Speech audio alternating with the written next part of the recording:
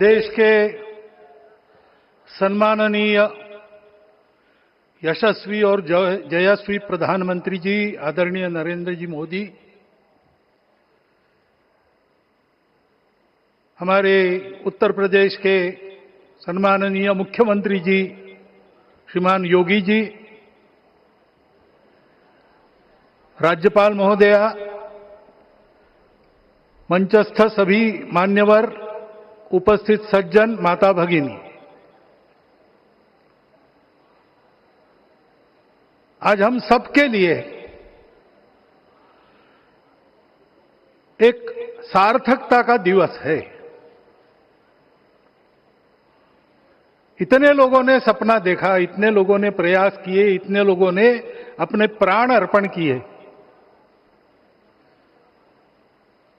आज उनकी स्वर्गस्थ आत्मा तृप्त हुई होगी। आज वास्तव में अशोक जी को वहां शांति मिली होगी।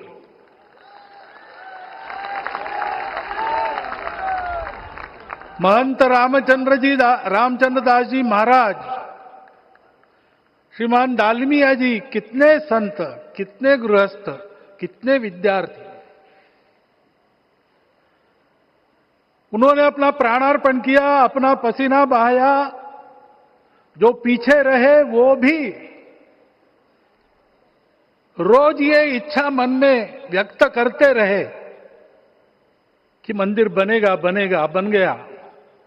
और आज उस मंदिर निर्माण की शास्त्रीय प्रक्रिया पूर्ण हो गई, ध्वजारोहण हो गया।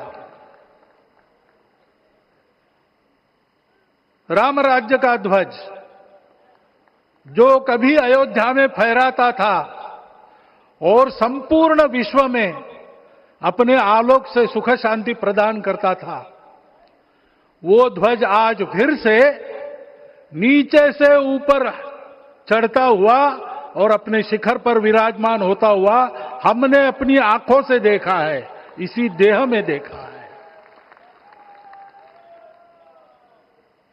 ध्वज प्रतीक होता है।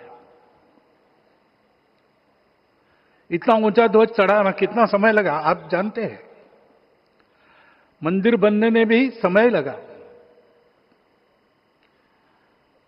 500 साल छोड़े तो भी 30 साल तो लगे ही। उस मंदिर के रूप में हमने कुछ तत्वों को ऊपर पहुंचाया है।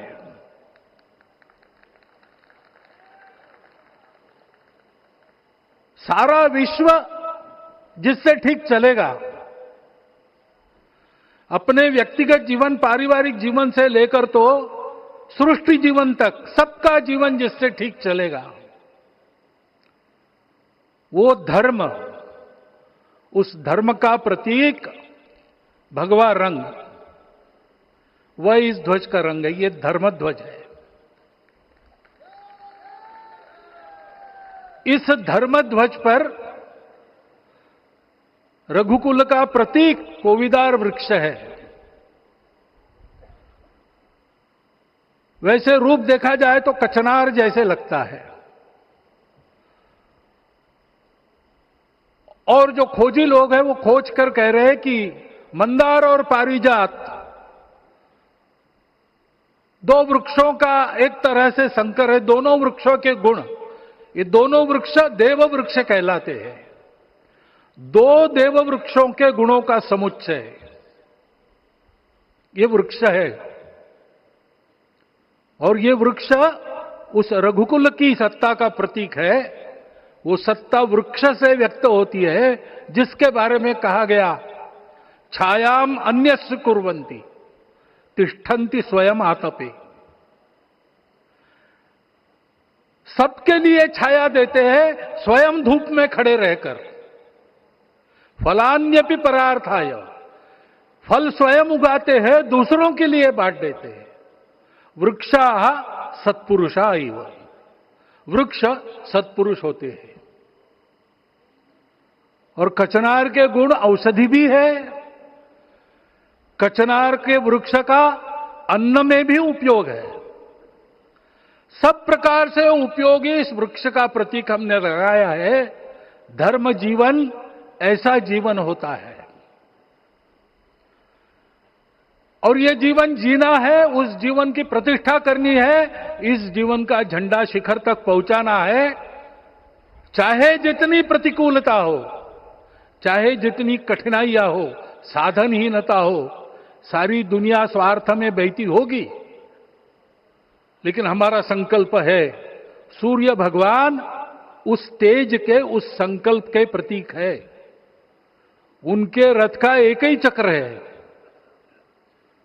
4 चाक वाली गाड़ियां भी एक्सीडेंट करती है तो एक चक्र चलाना है, और रास्ता खराब भी नहीं, रास्ता है ही नहीं। अधांतर में चलो रथस्य एकम चक्रम। रथ चलाने के लिए 7-7 घोड़े, उनको नियंत्रण करने के लिए सांपों के लगाम है, और रास्ता नहीं है, और सारथी जो है उसके पैर नहीं है। ऐसी गाड़ी चल सकती है क्या? कंप्यूटर में डाटा डालेंगे, कहेंगे नहीं चलेगी।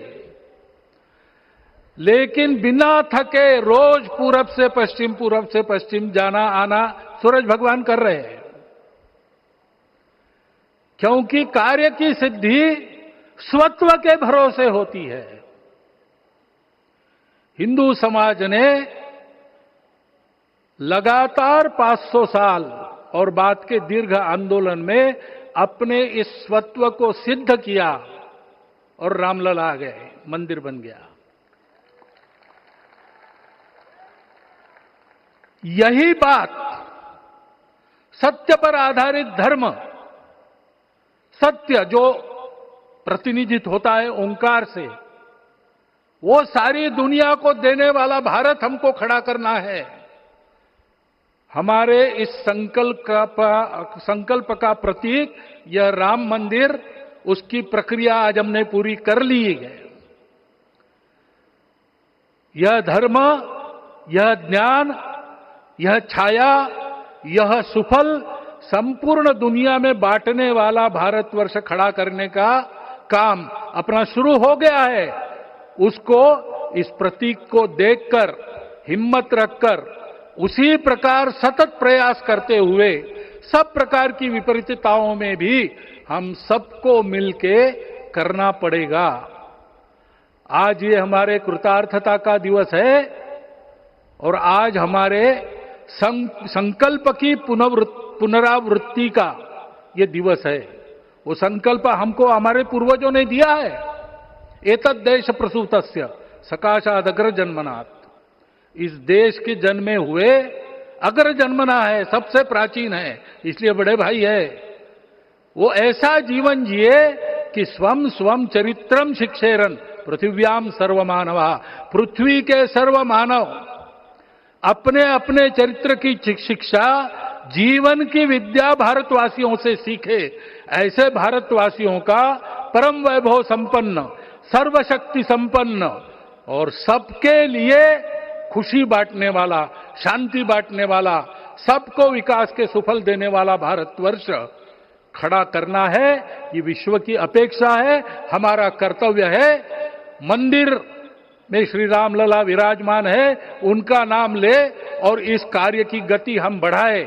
इतना एक विषय आपके सामने रखता हूं। जैसा सपना देखा था उन लोगों ने, रामदास स्वामी ने कहा था, स्वप्नी जे देखिले रात्रि ते ते तैसे ची हो तसे। ऐसा सपना उन्होंने देखा था, बिल्कुल वैसा। और मैं कहूं कि उन्होंने जो सपना देखा था उससे भी अधिक भव्य और अधिक सुंदर ये मंदिर बन गया है। हमारे हृदय में वो निश्चय का सृजन करे, तपस का सृजन करे, ये शुभकामना मैं आप सबको देता हूं और मेरे शब्दों को विराम देता हूं।